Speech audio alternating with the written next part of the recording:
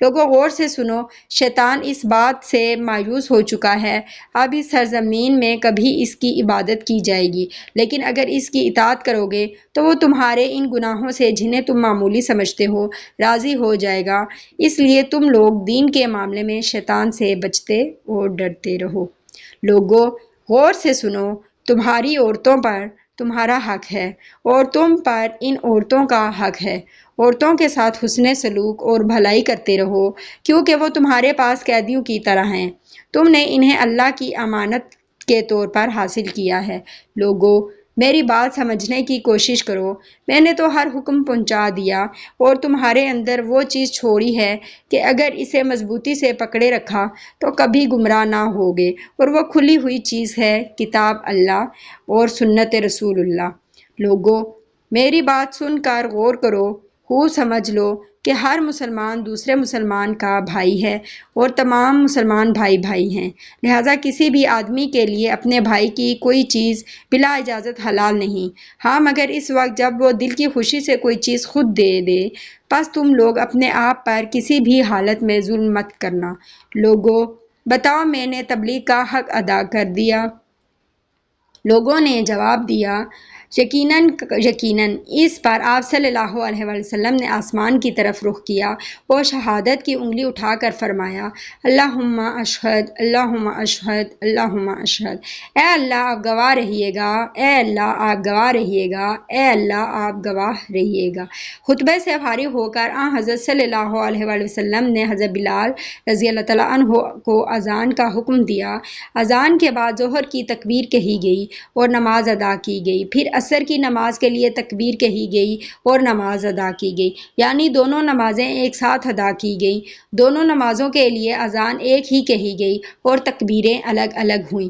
عرفات میں ایک جماعت خدمت اقدس میں حاضر ہوئی، انہوں نے پوچھا حج کس طرح کیا جاتا ہے؟ حضرت صلی اللہ علیہ وسلم نے ارشاد فرمایا، حج دراصل وقوف عرفات کا نام ہے، یعنی عرفات میں ٹھہرنا حج کرنا ہے۔ عرفات کا پورا میدان وقوف کی جگہ ہے۔ اب آپ صلی اللہ علیہ وسلم مشعر الحرام یعنی مزدلفہ کے لیے روانہ ہوئے۔ اس وقت آپ صلی اللہ علیہ وسلم نے حضرت اسامہ بن زید رضی اللہ تعالیٰ عنہ کو اپنے پیچھے بٹھایا۔ آپ صلی اللہ علیہ وسلم لوگوں کو اطمینان سے چلنے کا حکم فرماتے رہے، اس طرح مزدلفہ پہنچے۔ یہاں مغرب اور عشاء کی نمازیں ایک ساتھ ادا فرمائیں۔ یہ دونوں نمازیں عشاء کے وقت پڑھی گئیں۔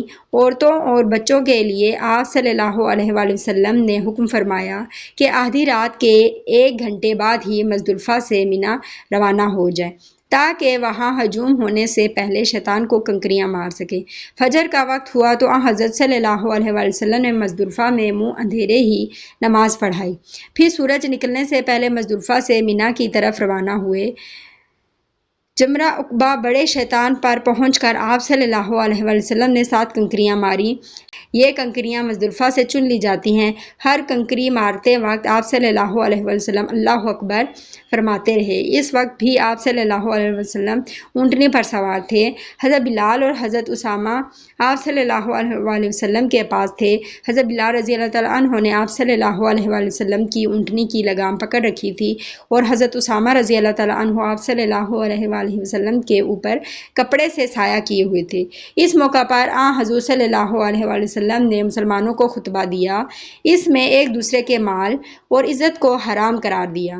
آپ صلی اللہ علیہ وسلم نے ذی الحجہ کی 10ویں تاریخ کو حرمت کا دن قرار دیا اور فرمایا، اے لوگو تمہارا مال اور تمہاری عزت اور ناموس تمہارے درمیان ایک دوسرے پر اسی طرح حرام ہیں جس طرح یہ دن تمہارے لیے حرمت کا دن ہے، جس طرح اس شہر کی حرمت ہے اور جس طرح اس مہینے کی حرمت ہے۔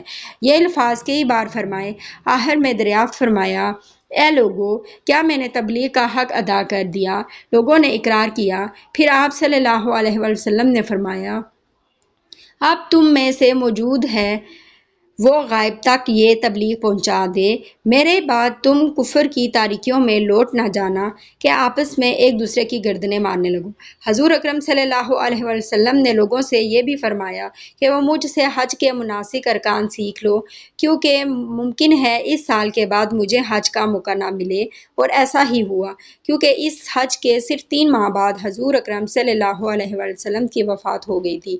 اس کے بعد آپ صلی اللہ علیہ وسلم مینا میں قربانی کی جگہ تشریف لائے اور 63 اونٹ قربان فرمائے۔